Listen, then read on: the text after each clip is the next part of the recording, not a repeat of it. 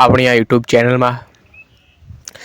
તો જે જ્ઞાન સાધના સ્કોલરશિપ અને જે CAT બેઝડ એક્ઝામ લેવાની તેનું રિઝલ્ટ તો જાહેર થઈ ગયું। હવે આગળ શું પ્રોસેસ કરવાની તેમજ જે ડોક્યુમેન્ટો કયા જોઈશે આના માટે તે વિશેની સંપૂર્ણ જાણકારી આજે આપણે આ વિડીયોમાં આપીશું।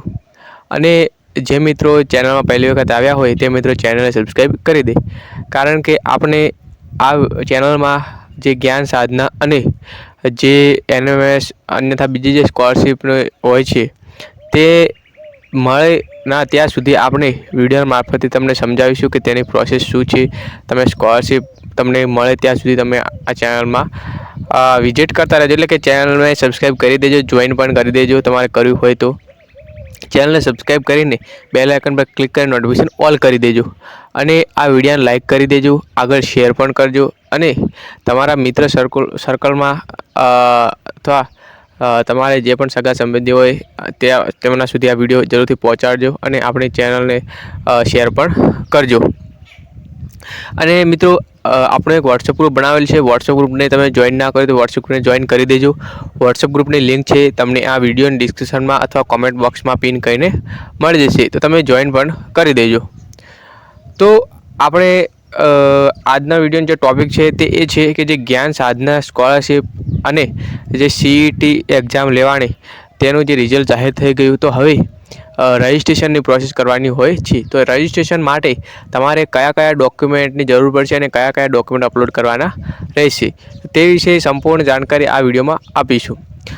તે પહેલાં હું તમને થોડી ઘણી માહિતી આપી દઉં છું, તમને એ પણ થોડો ખ્યાલ આવી જાય।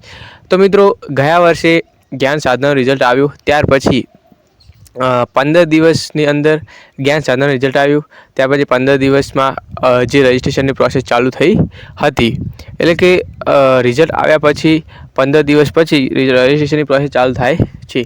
તો જે રજિસ્ટ્રેશન છે તે આ જે તમને સ્ક્રીન પર પોર્ટલ દેખાય છે તે પોર્ટલ પર કરવાનું હોય છે। અહીંયા તમે જોઈ શકો છો જે વેબસાઇટ નામ છે GSSYGUJ.in, એટલે કે જે જ્ઞાન સાધના સ્કોલરશિપ યોજના ગુજરાત.in આનું ફૂલ ફોર્મ થાય છે।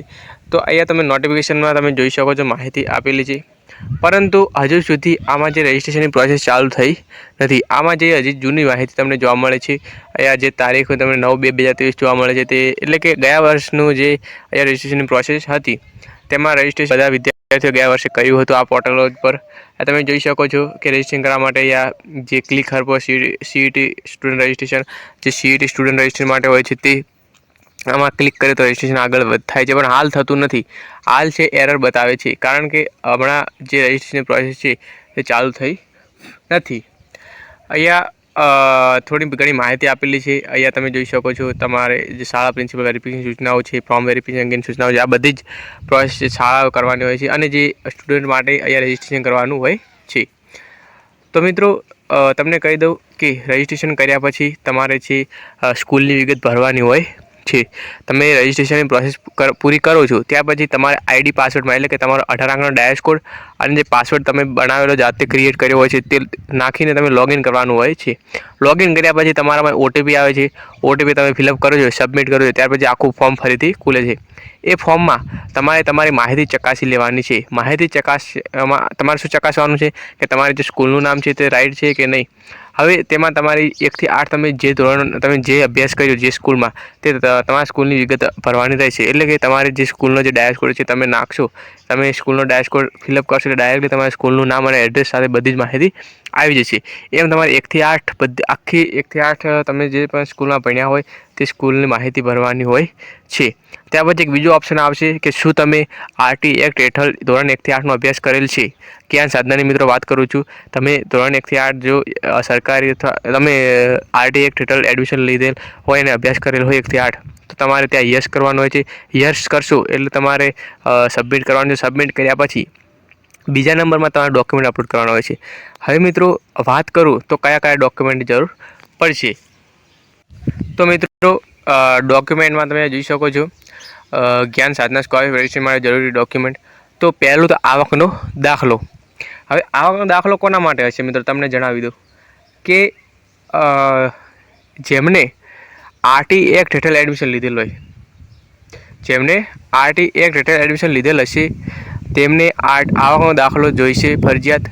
અન્યથા જો આ નિયમમાં ફેરફાર કરાયો હશે તો બધા માટે આવકનો દાખલો ફરજિયાત જોઈશે. આવકનો દાખલો જરૂરી છે. ત્યારબાદ બીજા નંબર છે જાતિનો દાખલો.